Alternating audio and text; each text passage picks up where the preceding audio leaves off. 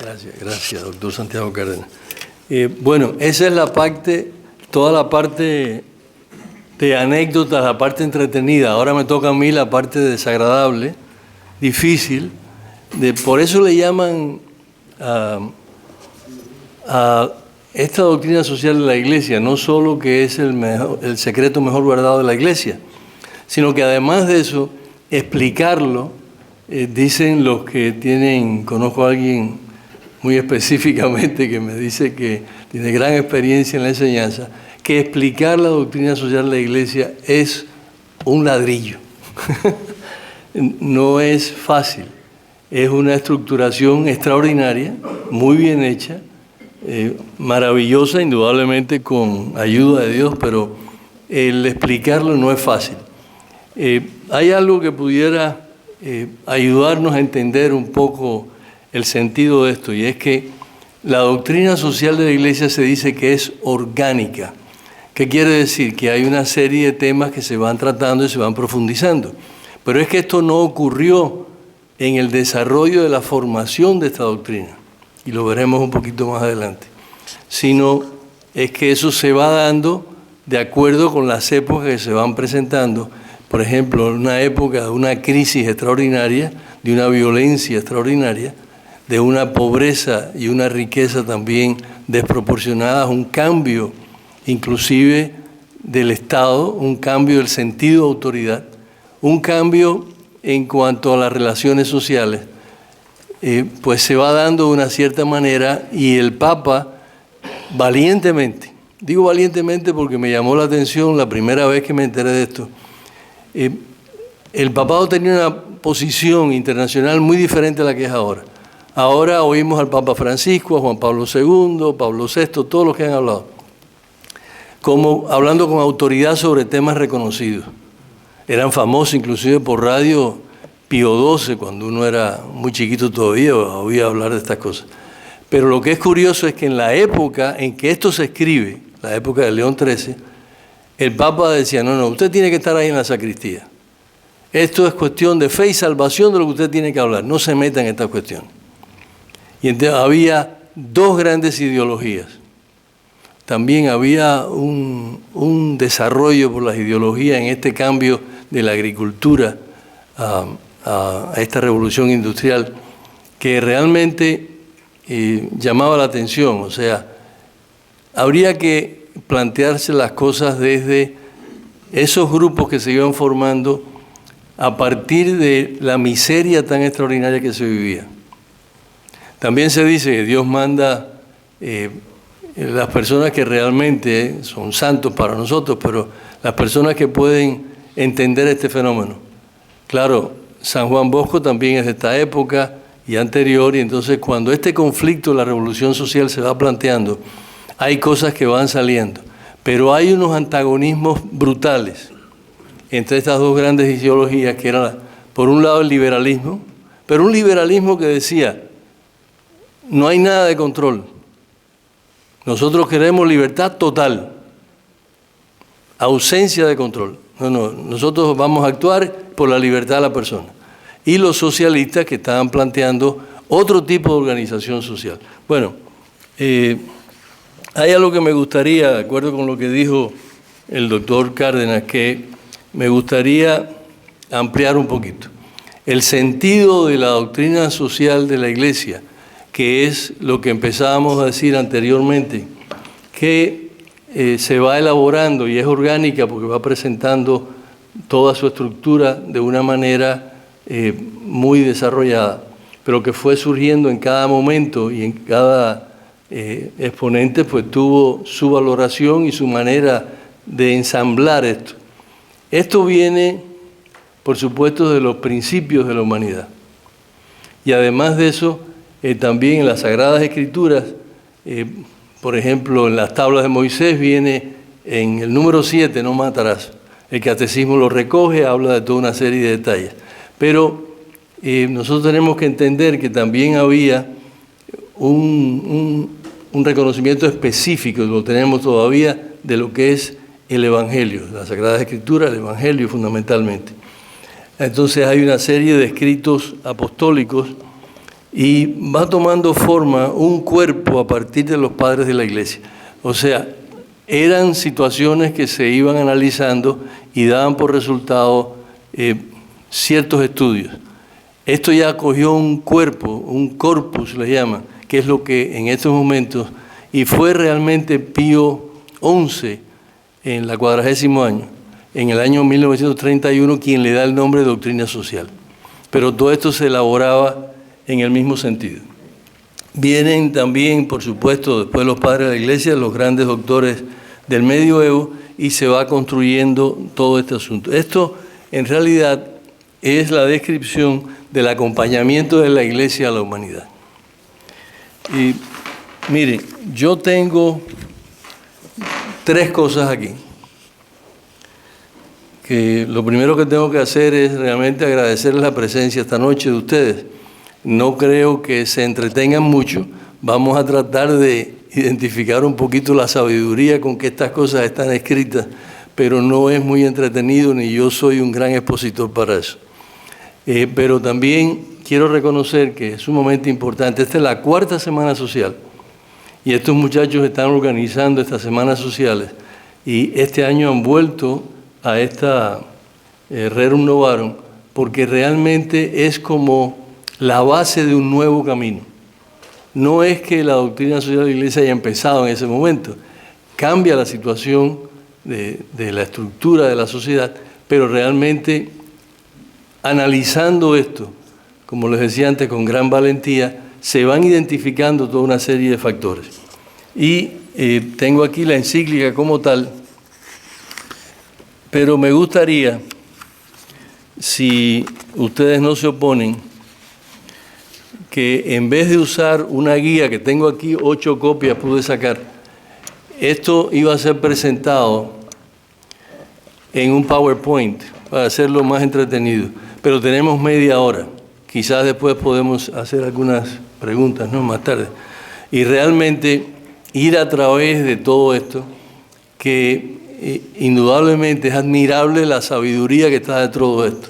Y, por ejemplo, Juan Pablo II, ya San Juan Pablo II,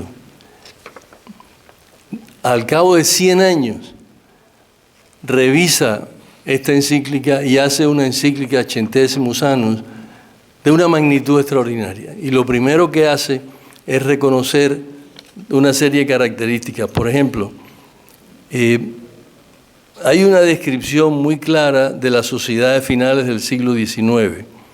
Hay la identificación de un conflicto entre capital y trabajo. Hay la dignidad del trabajador y del trabajo. Otros derechos del trabajador que realmente llegan muy lejos. Por ejemplo, nosotros pudiéramos empezar esta noche también, entre toda esa variedad de cosas que tenemos, a decir, bueno, ¿y de dónde sale el voto de la mujer? ¿Sale de aquí? ¿De dónde salen los problemas esos que tenemos nosotros todavía con los niños de si van a escuelas católicas o no van a escuelas católicas? Y la libertad religiosa. Todo eso sale de aquí. Vamos a tratar de ir explicando. Otros temas como el salario justo, derecho al descanso festivo, relación entre el Estado y el ciudadano, porque el Estado lo que hacía era simplemente decir, bueno, yo lo que permito que se hagan las cosas y el que no cumpla bien, entonces tomamos algún castigo o lo que sea con ella. Pero no se metía en la formulación de ese contrato. Bueno, hay finalmente una opción preferencial por los pobres. La encíclica está enfocada básicamente a los trabajadores, a los obreros, los proletarios, que fue la palabra que usó. Y entonces hay otras consideraciones que podemos tocar. Para que por lo menos tenga un poco de actitud más benigna conmigo, yo les voy a leer algo rápido con algunas citas y entonces así vemos si por lo menos no se me duerme nadie y en esta noche tan fría y la verdad que cualquiera quisiera tener un café con leche aquí o por lo menos un chocolate o algo así. Bueno, vamos a empezar por los fines del siglo XIX, los cambios. Estos son los que le habla la encíclica de las cosas nuevas. Estos cambios a partir de la revolución industrial se habían producido en lo político, en lo social, en lo económico, en lo técnico y en lo científico. Ponían fin a la sociedad tradicional y surgió una nueva llena de ansiedad de libertad. Había una nueva concepción del Estado, de la sociedad y de la autoridad misma. Había aparecido una nueva forma de propiedad, el capital. Hasta ahora lo que se tenía era la persona trabajando. Y el concepto de propiedad privada que viene después, muy interesante, también se tenía básicamente sobre la tierra. Ahora aparece un fenómeno nuevo que es el capital y una nueva forma de trabajo, que es el asalariado. Entonces, el cómo se va tratando todo esto es en lo que consiste la maravilla de la encíclica y podemos ver al final que lo que está es centrada en la dignidad de la persona humana. El trabajo se había convertido en una mercancía que podía comprarse, venderse, lo que fuera, en el mercado al precio que se fijara por la ley de oferta y demanda, sin tener en cuenta las necesidades de la persona, ni mucho menos su dignidad. Se perfilaban dos clases antagónicas, patronos y obreros, y un conflicto entre capital y trabajo, que amenazaba con terminar en una violenta revolución. El conflicto estaba planteado. Vamos a hacer una pequeña cita de cómo se refiere el Papa León XIII en la encíclica a esto. León XIII veía que estas cosas nuevas, que por eso le ponen rerum novarum, como se dijo anteriormente, habían despertado en los pueblos las ganas de cambiarlo todo. Había una ebullición, había como algo con pica pica para cambiarlo todo. ¿Y qué pasaría del campo político a la economía? En efecto, los adelantos de la industria y de las profesiones que caminan por nuevos derroteros, el cambio operado en las relaciones mutuas entre patronos y obreros, la acumulación de las riquezas en manos de unos pocos y la pobreza de la inmensa mayoría, la mayor confianza de los obreros en sí mismos y la más estrecha cohesión entre ellos. En esa época surgen los sindicatos y toda esa que veremos más adelante. Juntamente con la relajación de la moral han hecho estallar el conflicto, que para muchos era ya una guerra. Ante ese conflicto, que contraponía a un hombre a otro como si fueran lobos, ese es el grado de tensión del enfrentamiento, el Papa sintió el deber de intervenir y en virtud de su ministerio apostólico y apacentar los corderos, o sea, el mandato, apacienta mis corderos y mis ovejas, atar y desatar. Y el Papa sintió la responsabilidad, aunque en ese momento no se entendía que el papado y la Iglesia en particular debía participar en estas cosas. Y como la paz se edifica sobre la justicia. Esto está dicho muy rápidamente, pero realmente valdría la pena inclusive un tema solo sobre esto. Lo que el Papa está identificando desde el principio es que la paz tiene que construirse sobre la justicia. Si no hay justicia, no hay paz. Es más, creo que la mayoría somos cubanos, o si no, quizás alguno pues conozca más o menos lo mismo en su tierra. Si no hay justicia, ¿de qué estamos hablando?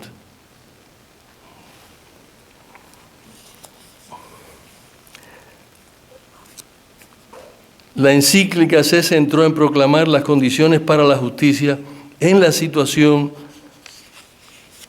económica y social de esos finales del siglo. Decía el Papa León XIII, animosos y con derechos. Fíjense que aquí está como tratando de justificar el porqué, y lo dice públicamente, se mete en esto.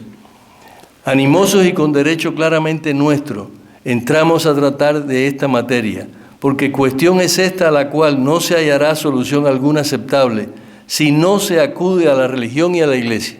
Estaba convencido, o sea, el poder de las ideologías en ese momento y la imaginación que esto despertaba realmente llevaba a situaciones muy difíciles. Y como la guarda de la religión y la administración de la Iglesia principalmente incumbe a nos, o sea, en el lenguaje del Papa, a nosotros, con razón, si calláramos se juzgaría que faltábamos a nuestro deber. Verdad es que cuestión tan grave demanda la cooperación y el esfuerzo de todos. Aquí plantea dos cosas fundamentales que eran muy importantes en ese momento, ahora se ve como natural. Primero, un principio de cooperación. Estamos obligados a cooperar unos con otros. Y esto es tarea de todos. Esto no es tarea del Estado o tarea de una persona o de un rico o de un pobre. Se trata de todos en cooperación. Y esto es un principio que se va desarrollando y cada vez se va haciendo más importante en el tratamiento de la doctrina social de la Iglesia. Y continuaba, a saber, de los príncipes y cabezas de los estados, de los amos ricos y hasta los mismos proletarios, de cuya suerte se trata, pero afirmamos sin duda alguna que serán vanos cuantos esfuerzos hagan los hombres si desatienden a la Iglesia, porque está hablando de valores fundamentales. En aquella época no se aceptaba que la Iglesia interviniese en cuestiones públicas, bueno, ya lo tenía aquí, sino que se pensaba debía limitarse a cuestiones de fe y salvación. Con este valiente encíclica, el Papa León XIII estableció que enseñar y difundir la doctrina social es propio de la misión evangelizadora. Esto que estamos hablando ahora, esto sucedió hace más de un siglo, no en el siglo pasado, sino a finales del otro siglo, el XIX. Ya estamos en el siglo XXI. Hoy se está hablando todos los días, ya de hace unos años para acá. Esto empezó con el Concilio Vaticano II, pero evidentemente cada día se está haciendo mucho más importante. Una labor misionera de la Iglesia en cuanto a esta manera de comunicar el Evangelio, una manera nueva. Y eso básicamente es lo que cumple la doctrina social de la Iglesia.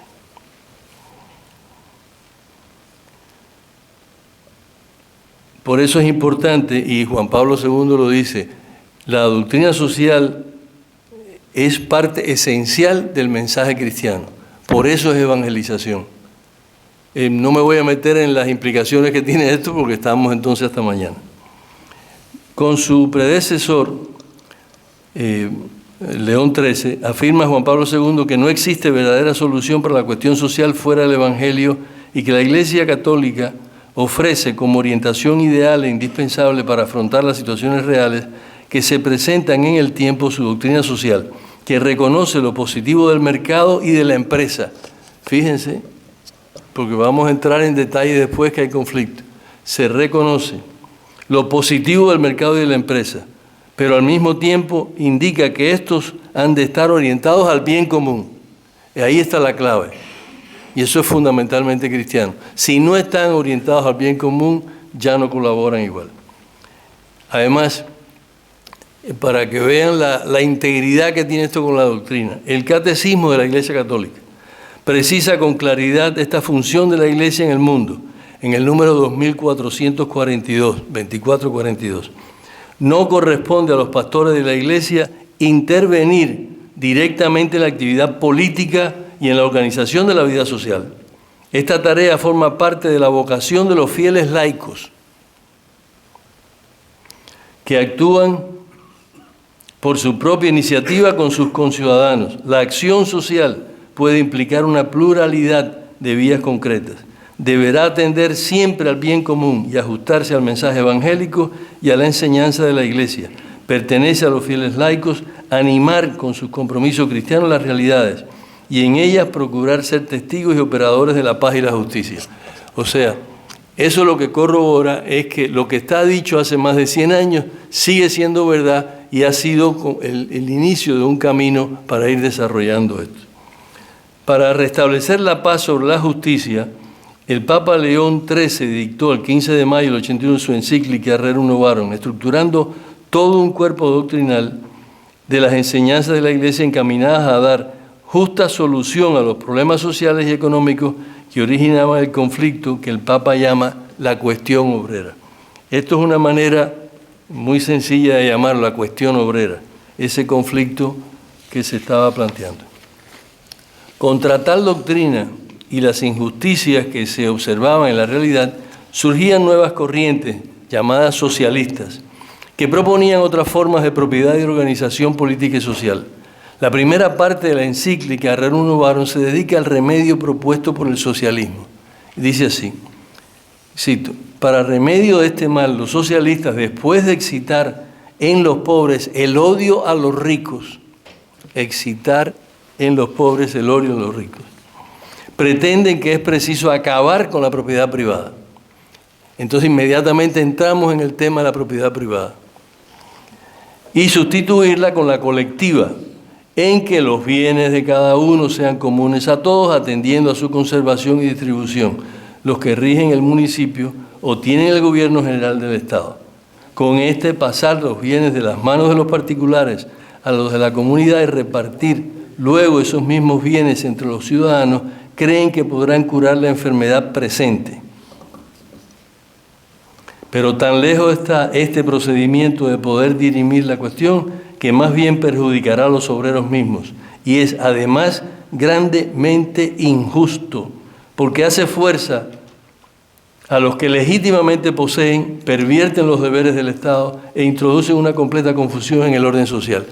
Esto es interesantísimo, cómo pudo prever esto. Martí también, hay unas citas, no voy a entrar en ese tema, donde habla en contra de la idea socialista, por eso lo tienen prohibido allá en Cuba, nadie de los que viene sabe nada de eso.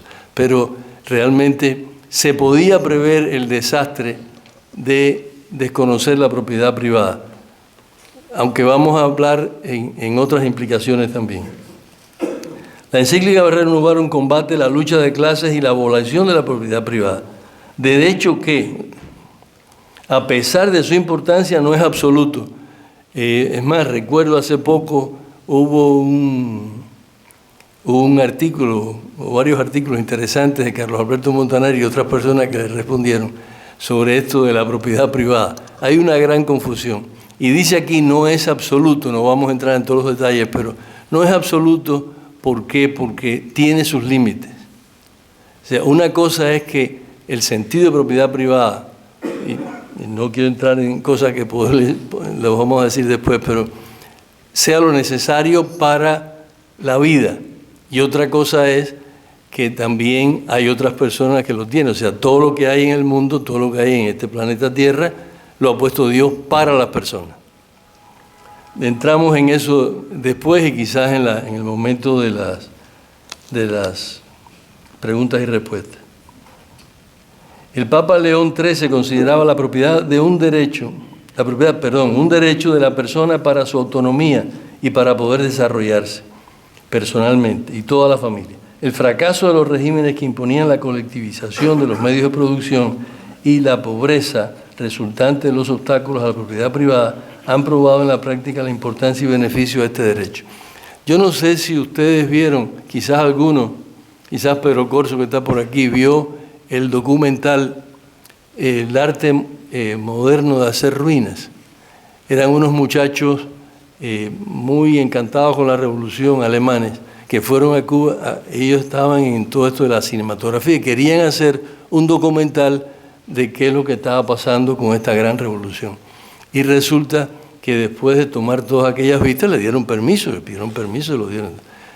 Yo vi el documental y realmente mostraban toda una serie de cuestiones que era, bueno, el arte nuevo de hacer ruinas. O sea, recuerdo ver el Campo Amor, por ejemplo, yo estuve de chiquito allí en aquel teatro. Era un desastre, ya finalmente se cayó. Pero es lo que han previsto aquí ya el Papa hace más de un siglo.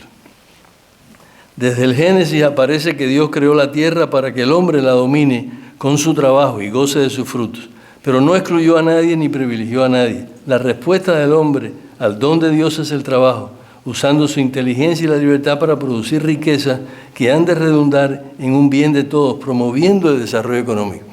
Lo que pide además es el desarrollo económico. Yo sé que ha habido algunas personas en otras épocas que han pensado que el sentido cristiano, pues lo mejor es ser pobre y que no debe desarrollarse. Ese no es el sentido. Eso es una opción preferencial por los pobres, que es un carisma diferente. Pero lo que se le pide a la persona es que desarrolle su capacidad al máximo posible y que pueda disfrutar de todo y que haga también disfrutar esto a la comunidad. El Papa León XIII definía el trabajo como la actividad ordenada a proveer las necesidades de la vida está en íntima relación con la propiedad privada, pues la causa principal de emplear su trabajo y el fin que tiene en mente el trabajador es preocuparse de alguna cosa para poseerla como propia con derecho propio y personal. Por el trabajo adquiere el derecho a exigir un salario del que puede ahorrar algo para adquirir otro bien, como por ejemplo una finca, que es tan suya como el salario, porque puede ahorrar. El asunto es, después entramos en el salario justo. Es la base de la dignidad del trabajador y del trabajo. El trabajo pertenece a la vocación de toda persona y el hombre se expresa y se realiza mediante su actividad laboral. Esto es importantísimo, claro, habría que entrar en muchos detalles en cuanto a la vocación, el desarrollo de la vocación, lo que esto significa. Al extremo que es el trabajo de los obreros lo que produce la riqueza de los estados. Decir eso en ese momento era una cosa escandalosa. Es el trabajo de los obreros lo que produce la riqueza del Estado. La segunda parte de la encíclica, bueno, ya pasamos la primera, contiene la solución propuesta por la Iglesia para la cuestión obrera. Vamos a ir enumerando unos cuantos puntos rápidamente. Es condición humana a la que debemos adaptarnos que existen desigualdades.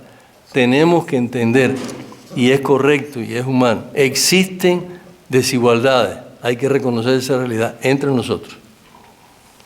Dotados de diversos talentos que llevan a desigualdades en la fortuna.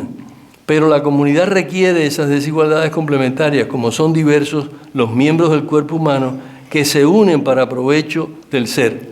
Bueno, aquí el doctor Sánchez nos puede decir lo que significan las distintas partes del cuerpo y cómo se estructuran. También los ricos y pobres se necesitan y deben unirse, pues sin trabajo no hay capital, ni sin capital trabajo.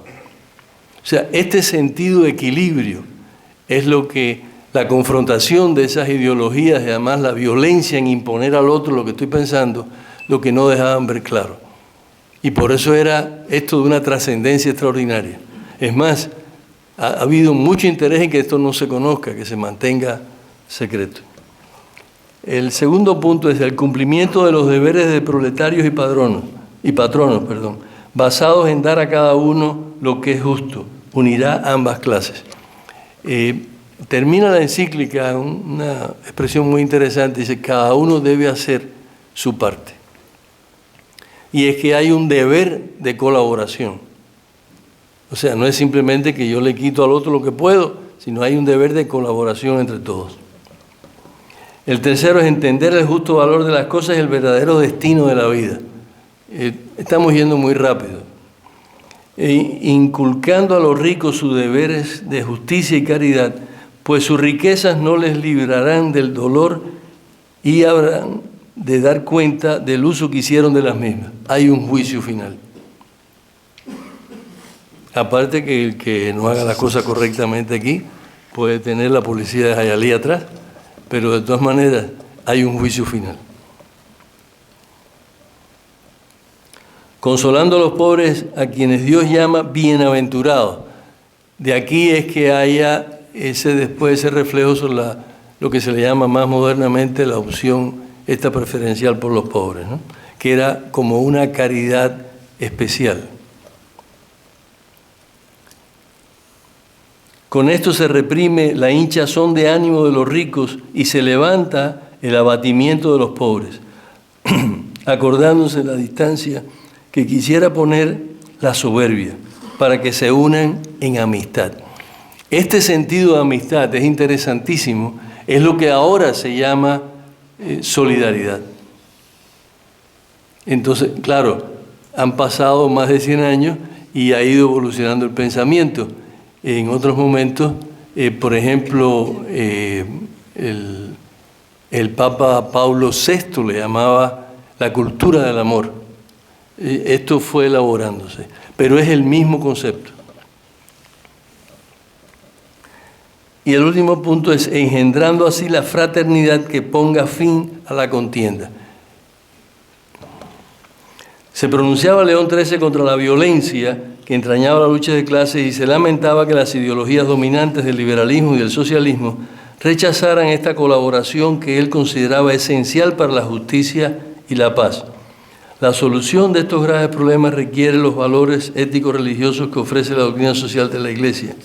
La Iglesia procura extender esta doctrina todo lo más que pueda. En primer lugar, para reformar interiormente la sociedad.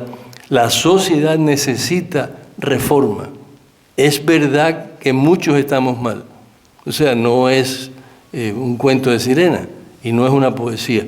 Estamos mal porque hay muchos de nosotros que estamos mal. Ya que para la solución de la cuestión obrera es necesario llegar al corazón del hombre y hacerlo obedientemente a su deber, reconociendo a Jesucristo como principio y fin. Ese es ya el último grado de amor. En segundo lugar, para moralizar a los individuos, atrayéndolos y formándolos en la virtud, para liberarlos de esas dos pestilencias que hacen al hombre desgraciado, el apetito desordenado de riqueza y la sed de placer. Sigue siendo igual. Y en tercer lugar, instituyendo las obras de caridad que fomenten el alivio de la pobreza, como vienen haciendo los cristianos desde la antigüedad mediante limosnas, comunidades y fundaciones dedicadas a estos fines. Además de la doctrina y de la acción directa de la Iglesia, lo más interesante de la encíclica Rerum Novarum son los medios humanos, que aconseja como remedio al mal. Básicamente dependen de la función del Estado en la sociedad. Eso tiene una trascendencia extraordinaria, pero por supuesto, en este momento lo que habría es de esos socialistas que recoger vela. O sea, una cosa es la responsabilidad del Estado en un principio que ahora se le llama subsidiariedad y otra cosa es imponer por el Estado lo que quieran. Se pregunta el Papa León XIII, ¿qué parte del remedio que se busca se ha de exigir al Estado? Y se responde que en primer lugar los que gobiernan un pueblo deben ayudar en forma global a que brote la prosperidad. Debe brotar la prosperidad, esa es la función del Estado. Debe brotar la prosperidad. Lo que más eficazmente contribuye a la prosperidad de un pueblo es la probidad de la costumbre. O sea, esto es claramente en contra de la corrupción. La rectitud y orden de la constitución de la familia. La familia sigue siendo a través de la historia lo fundamental. La observancia de la religión y de la justicia, la moderación en imponer y la equidad en repartir las cargas públicas, el fomento de las artes y el comercio, una floreciente agricultura y otras semejantes. En resumen, debe el Estado atender al bien común. Para esto hace falta una semana social completa, pero bueno, por lo menos se ve claro el sentido del bien común. En su crítica a los dos sistemas económicos y sociales predominantes en las doctrinas de la época, el capitalismo y el comunismo, León XIII proponía la amistad, que luego se llamaría caridad social, por Pío XI, civilización del amor, y Pablo VI, lo que habíamos dicho como solidaridad. Ante la cuestión de los deberes del Estado, decía en su gran encíclica el Papa León XIII, el Estado debe promover y defender el bienestar del obrero, teniendo en cuenta que las clases ínfimas tienen el mismo derecho que las más ricas, así como la importancia del trabajo de los proletarios en la producción de los bienes que constituyen las riquezas de los estados. Vuelvo a salir aquí. Pero el Estado no debe absorber ni al ciudadano ni a la familia, que deben tener la facultad de obrar con libertad en todo lo que redunde en el bien común y no cause perjuicio a nadie. Lo que importa es que haya paz y orden. El Estado debe asegurar los derechos de todos. Ahí entra lo que ya se conoce, bueno, los que ya llegamos a 65 años sabemos lo que es el Social Security, una serie de compensaciones, pero bueno, eso debe estar incluido. En ese momento era ¿cómo se puede decir en español? Pie in sky. Una quimera. El Estado debe asegurar los derechos de todos y no puede limitarse a favorecer a los ricos y descuidar a los pobres, que constituyen la mayoría, porque así violaría la justicia que manda a dar a cada uno lo suyo. Estas son frases que realmente vale la pena explicar en cada caso, pero no tenemos tiempo. Al contrario, debe tener especial consideración para con los débiles y pobres. La clase rica, poderosa ya de por sí, tiene menos necesidad de ser protegida por los poderes públicos.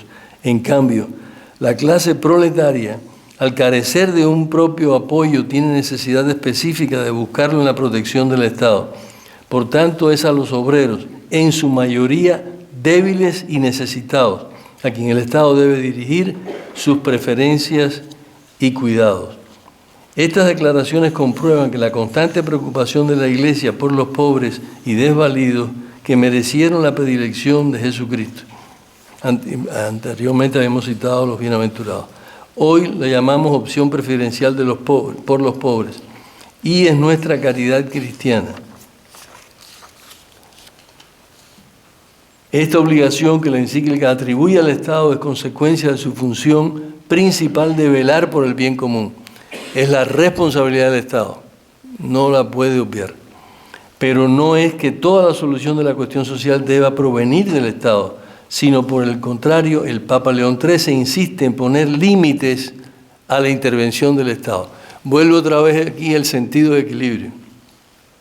Declara la encíclica que el individuo, la familia y la sociedad, incluyendo sus organizaciones, son anteriores al Estado, que está llamado a tutelar sus derechos y no a sofocarlos. De ahí que hablaba anteriormente del voto de la mujer, la enseñanza, la libertad religiosa, toda una serie de cuestiones que en este momento, en esta sociedad, se están discutiendo. Hace unos 2 años se perdió un referéndum que hubo con respecto a una enmienda de la Constitución. Los 2 puntos que se plantearon por los 13 obispos de la Florida, los 2 se perdieron. O sea, nosotros no tenemos no solo la movilización, no tenemos ni siquiera el concepto claro del significado de ciertos valores.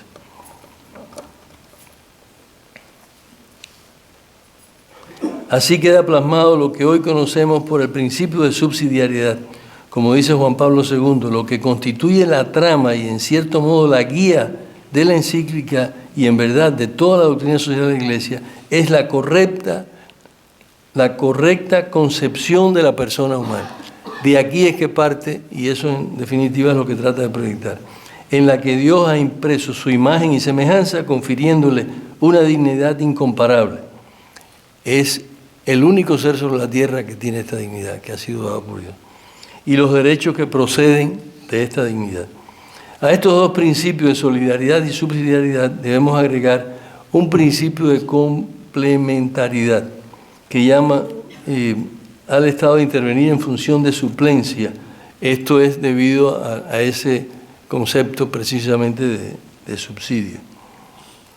Para realizar actividades necesarias, llenando el vacío que pueda crear la inacción o imposibilidad de los individuos o sociedades inferiores para realizarlas. Estas deben estar justificadas por razones urgentes del bien común y deben limitarse temporalmente para no privar establemente de sus competencias a los sectores sociales o empresas y evitar la excesiva intervención estatal con perjuicio de libertad. Me dan 5 minutos más, ya estamos terminando. Déjalo. Y ustedes recuerdan, levanten la mano los que son cubanos, o hay alguno que no es cubano. Bueno, tú eres cubana, tú te lo ganaste ya, no hay problema. Pero el asunto es el siguiente. Había una institución muy conocida que se llamaba el BANFAIC. Y recuerdo en conversaciones con el doctor Jorge Salazar, me decía que era un gran ejemplo esto en la subsidiariedad. ¿Por qué? Porque el BANFAIC daba créditos, por ejemplo, a un campesino, a alguien que quería hacer una pequeña industria, lo que fuera. Y entonces los entrenaban. Le entrenaban cómo hacer esto administrativamente y cómo al más alto nivel técnico podían desarrollarlo también. Pero es que además de eso, le daban seguimiento. O sea, le daban el préstamo y entonces él lo devolvía. O sea, esto es una función extraordinaria del Estado. Es en este mismo sentido. No es lo que estamos viendo que constantemente, por ejemplo, en los últimos años, y esto no es una crítica partidista, estos son números objetivos, ha aumentado la cantidad, por ejemplo, de incapacitados, disabilities, y además también ha aumentado una cantidad de beneficios sociales, pero a un ritmo que nunca se habían visto. Entonces, que lo importante está en cómo producir algo de beneficio, no es simplemente dar el dinero. Claro, si no se da es peor. Entramos en otro tema interesante aquí que en ese momento era, por supuesto, desconocido. Al establecer la encíclica el deber del Estado de promover el bienestar moral y material del obrero, establece los principios de numerosos derechos. Así reconoce el derecho de los proletarios o trabajadores a la limitación de las horas de trabajo. Ahora eso es lo más natural del mundo. Es más, en Francia están diciendo que, ¿cuánto eran? 30 horas, 35 horas. Y entonces están diciendo que eso no tiene una serie de problemas extraordinarios. Pero bueno, hay gente ya pidiendo lo contrario. Al legítimo descanso, o sea, el descanso, déjame seguir leyendo, no interpretar cosas, a un trato especial para el trabajo de los niños y las mujeres. El descanso, decía, debe ser proporcional a las energías y el esfuerzo que corresponde el trabajo. O sea, si usted tiene un tipo de trabajo, usted debe tener un descanso proporcional. Afirma León XIII, no es justo ni humano exigir al hombre tanto trabajo que termine por embotarse su mente y debilitarse su cuerpo. Es una cita específica de la encíclica. En toda convención entre patronos y obreros va incluida siempre la condición expresa o tácita que provee el descanso en proporción a la cantidad de energías consumidas. Un pacto en contrario sería inmoral. Lo que decía el Estado en ese momento, nosotros nos metemos. Ustedes hacen el contrato, ustedes se las arreglan. Una vez que está aceptado, ese es su problema. Nosotros nos fijamos nada más si eso no se cumple. Lo que está diciendo la encíclica es que eso no puede ser, es inmoral. Otro derecho que la encíclica reconoce al obrero como persona es el salario justo. Yo todavía estoy oyendo discusiones de salario justo, que no puede dejarse al libre acuerdo de las partes. El salario debe ser suficiente para el sustento del obrero y su familia. Y cita, si el trabajador obligado por la necesidad o acosado por el miedo de un mal mayor acepta, aún no queriéndole, una condición más dura porque se la impone el patrono o el empresario, esto es ciertamente soportar una violencia contra la cual clama la justicia. Bien claro. También establece el Papa, ya estamos terminando, también establece el Papa León XIII el derecho del obrero a cumplir libremente los propios deberes religiosos, lo que implica la necesidad del descanso festivo. Claro, ahí había que entrar en toda una serie de implicaciones en cuanto al significado religioso del descanso. En su encíclica, el Papa León XIII destacaba el derecho natural del hombre a crear asociaciones profesionales de empresarios obreros o de obreros solamente y defendía la creación de sindicatos. Esto ya en sí mismo es para una charla o por lo menos una semana social. Realmente el sentido de los sindicatos. Si ustedes se fijan, ha ido cambiando en estos momentos los sindicatos, también se meten en cuestiones de apoyar o no apoyar políticamente y ciertas medidas económicos y sociales de su propio interés o de los candidatos que tienen, no necesariamente de sus miembros.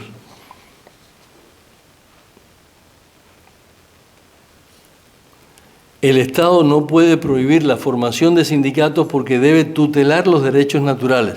O sea, es la responsabilidad del Estado de que se realicen los derechos, de promoverlos, no destruirlos. En ocasiones los obreros católicos deberán asociarse para evitar presiones y para ellos la encíclica sugiere reglas que la solución la darán los obreros cristianos, los mismos obreros organizados, que salga de ellos mismos.